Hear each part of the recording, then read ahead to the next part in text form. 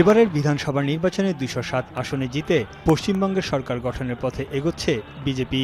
এরই মধ্যে বিধানসভার দলীয় পরিষদ বাছাইয়ে পর্যবেক্ষকের দায়িত্ব দেওয়া হয়েছে কেন্দ্রীয় স্বরাষ্ট্রমন্ত্রী অমিত শাহকে। এখান থেকে বেছে নেওয়া হবে কে হচ্ছেন পশ্চিমবঙ্গের নতুন মুখ্যমন্ত্রী। এক বিজ্ঞপ্তিতে এসব তথ্য জানানো হয়। বিজেপি যখন সরকার গঠনের প্রস্তুতি নিচ্ছে, তখন নির্বাচনের ফল মেনে নিতে অস্বীকৃতি জানিয়েছেন তৃণমূল নেত্রী মমতা বন্দ্যোপাধ্যায়।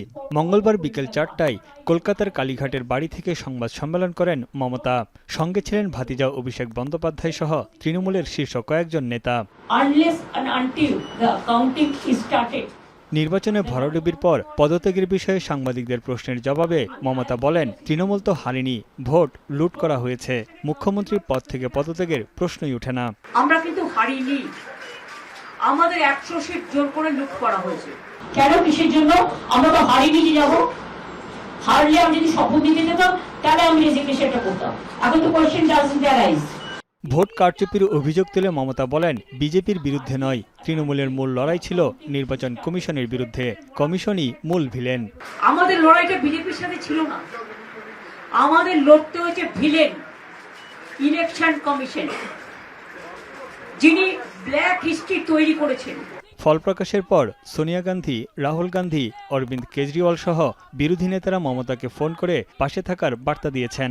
সংবাদ সম্মেলনে মমতা জানান, বিরোধী জোটকে শক্তিশালী করাই এখন তৃণমূলের লক্ষ্য। দলের নির্বাচিত নেতারাও তার পাশে আছেন বলে জানান তিনি। সব অন্যায় অত্যাচারের বিরুদ্ধে রাস্তায় নামার হুঁশিয়ারিও দিয়েছেন তৃণমূল নেত্রী। সংবাদ সম্মেলনে সাখাওয়াত ভোট গণনা কেন্দ্রের ভেতরে শারীরিক নির্যাতনের অভিযোগও তোলেন Mamata. Kick me in my belly, they kick me in my backside, and they abused, physically manhandled, assaulted,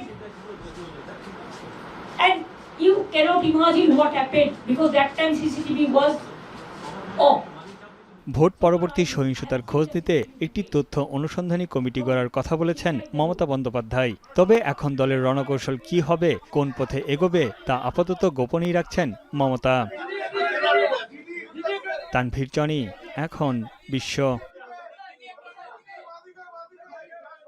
vitamin E O C serum ৮টি প্রাকৃতিক অয়েল সমৃদ্ধ লিলি সিরাম অয়েল, যা চুল পড়া কমায় মাত্র ৩০ দিনে।